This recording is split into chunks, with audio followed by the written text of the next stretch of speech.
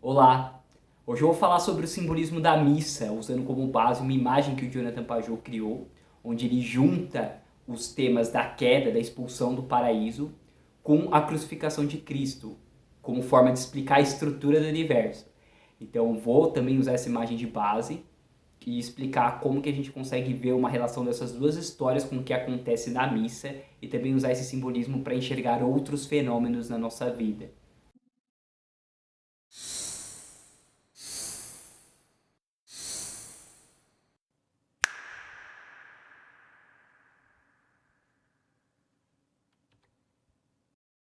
Então, a história da missa é como se fosse uma inversão da história da queda, da expulsão do homem do paraíso. Então, Adão e Eva, eles são expulsos do paraíso após comer o fruto do conhecimento do bem e do mal, seguindo o conselho da serpente para eles tomarem, para eles se tornarem como Deus. Então, eles querem tomar o lugar de Deus, e aí eles caem, eles saem do paraíso por causa disso. E aí fica então uma espada de fogo na porta do paraíso que impede eles de entrarem de novo. Então, o início da missa, a primeira coisa que acontece é o ato penitencial, que é o arrependimento dos pecados. Então, como foi um pecado que expulsou o homem e a mulher do paraíso, é o arrependimento dos pecados que faz o retorno para o paraíso. Então, se arrepender dos pecados é passar por essa espada de fogo, que o fogo representa muita purificação, é um elemento que a gente usa para purificar os alimentos, para purificar os metais.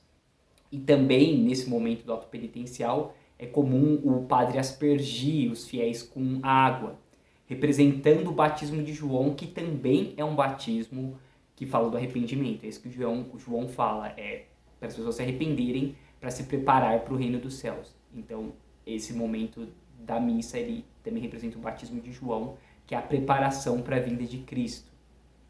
E a segunda parte da missa é a homilia. Então, é quando começa a pregação de Cristo, quando ele começa as pregações, os milagres dele. Nesse momento da homilia, então, ele acontece após o batismo de Jesus, quando termina ali a parte de João Batista e entra a pregação de Cristo. E Cristo vai começar a ensinar as pessoas a falar do reino dos céus, também para reorientá-los, explicar o que é o reino dos céus, né, e como conseguir esse reino dos céus. Então, é como se nesse momento a gente já estivesse dentro do paraíso de novo, na árvore do conhecimento. Ali a gente vai receber um conhecimento, mas não é o conhecimento da serpente, que é esse conhecimento que leva à queda. Então ali na imagem do Jonathan Pageau você vai ver que tem a árvore com a serpente e os corvos, né, que estão representando esse movimento da queda. Então o conhecimento da serpente é o que afasta de Deus. Agora o conhecimento de Cristo, que é inspirado pelo Espírito Santo, ele é a linguagem que te aproxima de Deus. É a linguagem dos pássaros, né? Que é o contrário da linguagem da serpente.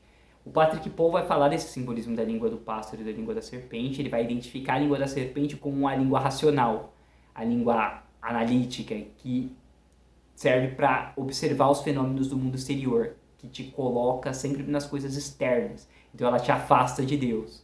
Enquanto a linguagem dos pássaros é essa linguagem simbólica, instintiva do ser humano, que aparece nos sonhos. E Cristo também falava de forma simbólica, ele usava muito parábolas por isso. E essa linguagem simbólica que te aproxima de Deus novamente, que te aproxima do que é transcendente. Então, para a gente falar de coisas transcendentes, a gente sempre tem que usar símbolos, porque não dá para falar delas diretamente. Então, essa é a língua dos pássaros que a gente ouve na homilia e que vai reorientar para Deus, né, para o centro transcendente do qual o ser humano se afastou na queda. E vem a terceira parte da missa, que é a Eucaristia, né, a liturgia eucarística. Ela começa então com as ofertas. E por que tem que começar com as ofertas? Porque elas representam o sangue do fiel. Quando a gente faz uma oferta, a gente está entregando o fruto do nosso trabalho. E o nosso trabalho é nosso sangue. A gente gasta energia vital para conseguir aquele dinheiro. Então ele representa o nosso sangue. Quando a gente entrega ele ali, a gente sacrifica ele, é como se a gente estivesse sacrificando o nosso corpo. Sacrificando o corpo velho, esse corpo material, mundano, para receber o corpo espiritual de Cristo depois na Eucaristia. Então vem primeiro o nosso sacrifício e depois a gente recebe a Eucaristia, né? Que representa o sacrifício de Cristo, o momento da crucificação. Então você tem que sacrificar o seu corpo velho para receber o corpo novo, esse corpo glorioso, o corpo da ressurreição, o corpo imortal. Ali é o momento, então a gente passou da árvore do conhecimento e a gente chegou na árvore da vida eterna, onde você vai comer aqueles frutos e vai viver para sempre, se você manter essa conexão com Deus, né? Essa ideia no cristianismo. Então, você mantém a relação com esse fruto da vida eterna, você se mantém em comunhão, porque é algo que você tem que manter, senão você perde, até o fim da sua vida e você entra na vida eterna. Então, após você receber essa Eucaristia, que funciona como uma semente que ainda vai dar frutos em você, né? Você comeu aquele fruto, ele tem que florescer em você, você é enviado para o mundo. E esse é o sentido da quarta parte, que é os ritos finais, que é um envio para o mundo. Por isso que missa quer dizer isso, envio, é como se fosse mandado numa missão para fazer algo. Então você vai pegar essa luz que você recebeu na Eucaristia e você vai espalhar ela para o mundo. Você vai expandir isso para o resto da criação através das suas ações. Então, quando você vai para longe, você volta para o mundo, obviamente você fez esse movimento de ascensão na missa, de concentração, e depois fazer uma expansão. Só que a tendência é que quando a gente vai se expandindo, a gente vai se afastando desse centro, a gente tende a se esquecer da nossa meta central e a gente vai cometendo erros. Então a gente tem que fazer esses movimentos semanais de retorno, periódicos, né, para você se concentrar de novo, se reorientar e depois espalhar de novo. Contração e expansão, que acontece ali semanalmente na missa. Então a gente consegue ver na história da missa ali, nesse momento do envio, é como se tivesse recebido o Espírito Santo. Depois da história de Cristo, quando tem a crucificação, a ressurreição, tem um momento que os apóstolos recebem o Espírito Santo e eles são mandados nas missões, né, para espalhar a fé pelo mundo, para espalhar a luz que eles receberam para o resto do mundo. Então esse é o sentido da missa. E a gente consegue enxergar então na missa uma relação com a história da criação, como falei, a história do Gênesis, que é a expulsão e a volta para o paraíso.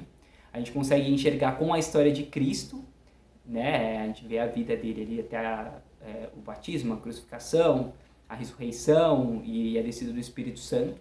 Você também consegue enxergar uma relação com os 7 dias da criação. Então é como se a missa acontecesse no primeiro dia e depois vão acontecer nos outros dias da criação, que vão se expandindo cada vez mais, né? Então chega no fim do ciclo e aí ele volta para o começo, volta para esse centro que é no domingo, o primeiro dia da semana, e vai se expandindo de novo até chegar no fim do ciclo e retornar para o início. Por isso que a missa de domingo é a mais importante. Então tem esse movimento de expansão da semana e essa contração no ponto central de novo. E esse é um ponto importante. Então você consegue ver analogias com a estrutura que está sendo passada ali na missa, com várias coisas na sua vida. É como se fosse a batida do coração, que tem que ter a sístole, que é esse movimento de contração do coração, no centro, e a diástole, que expande. Então tem que ser essa contração e expansão constante para manter o corpo vivo. Então na missa também vai acontecer esse movimento de contração, de concentração no centro para essa expansão. Só que o que acontece quando a gente perde esse momento do centro, de voltar para o centro que tem na missa? Enquanto sociedade a gente começa a se afastar cada vez mais do centro e vai se fragmentando. Você vai perdendo a noção da sua identidade e aí você começa a perder o sentido também e vai se degenerando. Então, um dos problemas principais que a gente tem hoje é essa fragmentação da identidade. As pessoas nem conseguem mais falar a mesma língua, a gente não tem mais essa noção do que é o centro, o que é o mais importante, e aí a pessoa vai perdendo a coerência da identidade dela também, e você vê que hoje as pessoas não têm nem certeza mais se elas são um ser humano, às vezes se identifica com um animal até, porque não tem mais esse centro, tem uma fragmentação de identidade, uma perda de sentido acontecendo, e por isso que o Jung viu que o simbolismo que está ali no ritual da missa, ele é muito importante para a saúde psicológica das pessoas. Ele percebeu que, ao longo da vida dele, ele atendeu 6 católicos praticantes. E aí ele começou a se perguntar o que é isso que tem na Igreja Católica que protege as pessoas dessa dissolução, né, da neurose, dos problemas psicológicos. Então ele vai falar que é justamente esse símbolo, os símbolos, os rituais que tem na missa, eles têm um efeito organizador muito profundo na nossa psique, porque eles tocam não só a razão, mas eles atingem os centros emocionais e esses símbolos eles tocam o que Jung chama de inconsciente coletivo, que é a base instintiva da psique, né?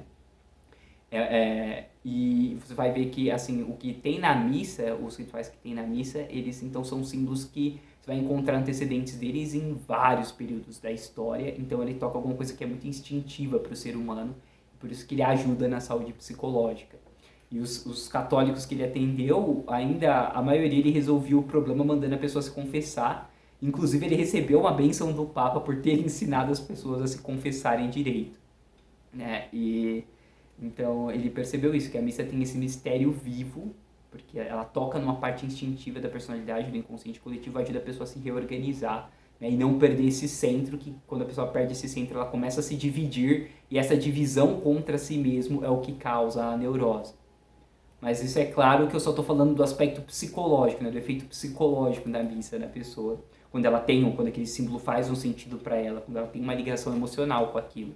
Né? Porque se também ela não se conectar com aquilo, só for uma coisa formal, não vai ter esse efeito, né?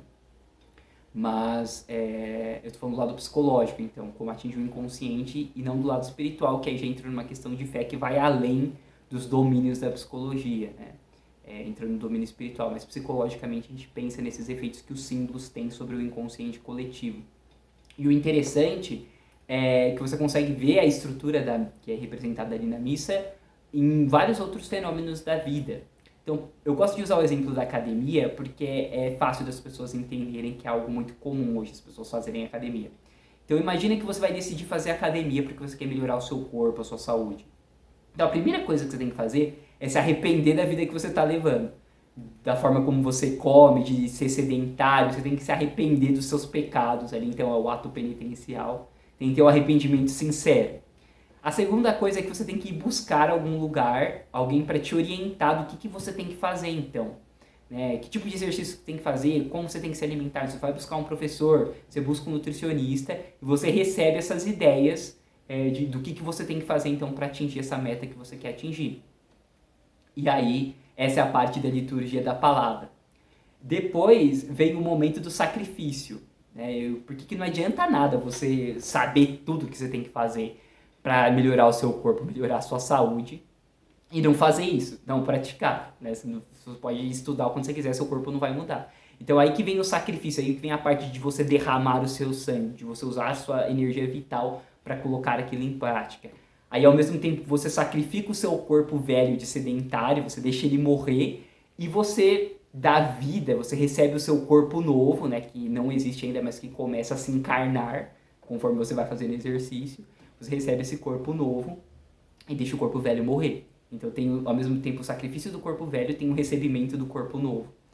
Então você vê ali essa relação do sacrifício com a Eucaristia, e depois, pelo seu próprio exemplo de você estar fazendo isso, você acaba influenciando outras pessoas ao seu redor que vão ver o resultado e falar, nossa, eu quero algo parecido para minha vida, e aí elas vão começar a buscar a mesma coisa que você buscou. Você vai dando mais frutos por aí, mas óbvio, é algo que você tem que estar sempre repetindo. Então não é que eu atingi o meu corpo, agora eu vou parar de fazer exercício.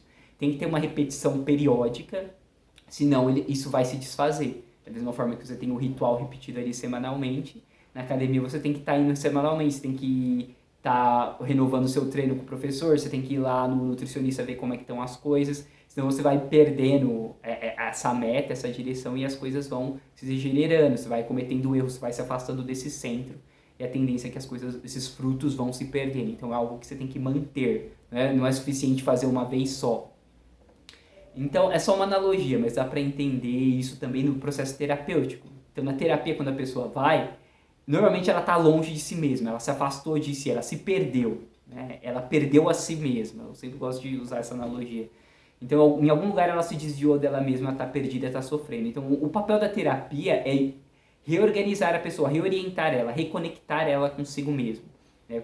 Conectar ela com o self dela, com o eu mais verdadeiro, que o Jung vai falar. É o centro da personalidade dela. Então, quando você na terapia se lembra de quem você é, o que você está fazendo, você se conhece melhor, você se liga com você e os seus sintomas tendem a diminuir. Mas você, obviamente, depois você sai da terapia e aí você vai para fora, para sua vida, e vem as influências externas, vem os hábitos antigos, você vai se perdendo de novo. Então, você tem que voltar para a terapia, olhar os seus sonhos, conversar para você voltar a se ligar com você mesmo, e renovando essa ligação, né? Que senão a tendência é que ela vá se perdendo. Então a terapia faz esse trabalho de te ligar consigo mesmo, com o self.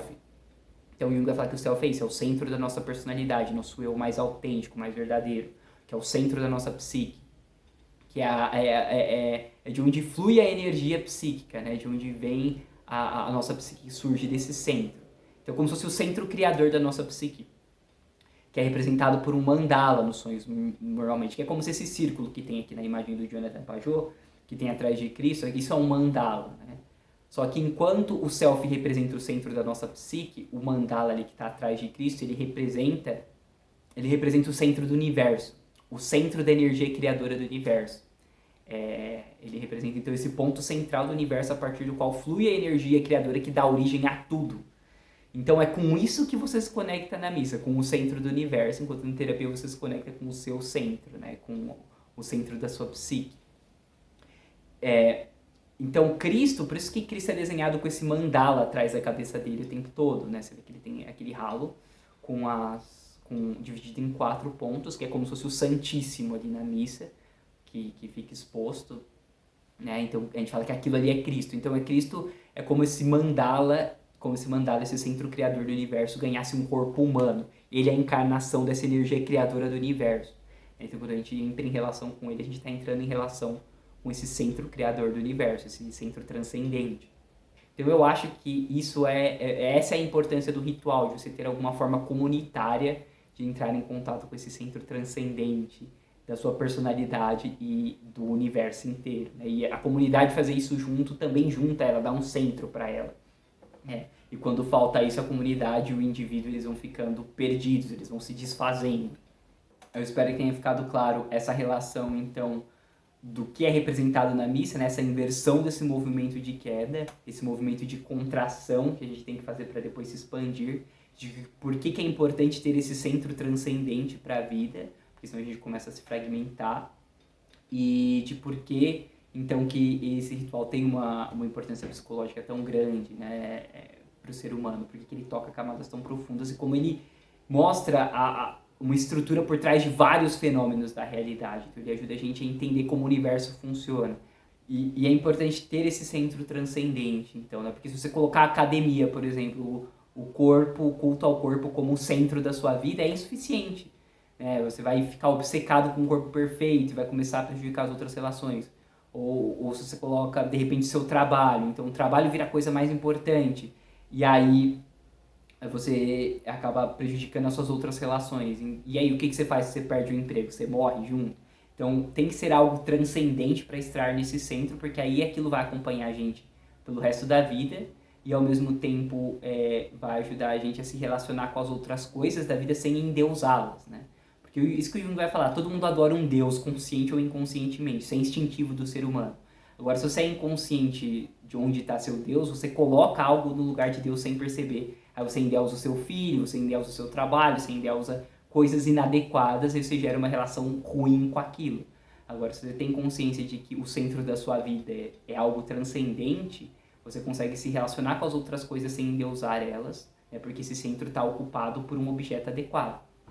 Então, é mais ou menos essa a ideia, né, de por que é importante você ter uma forma ali ritualística de se conectar com esse centro transcendente, porque isso ajuda na saúde psicológica do ser humano. Então eu pretendo continuar explorando alguns outros símbolos que estão relacionados com o universo cristão, histórias da Bíblia. Então se você gostou do vídeo, se inscreve, dá um like, comenta aí no canal, compartilha com as pessoas que em breve eu faço mais algumas interpretações nesse sentido. Um abraço!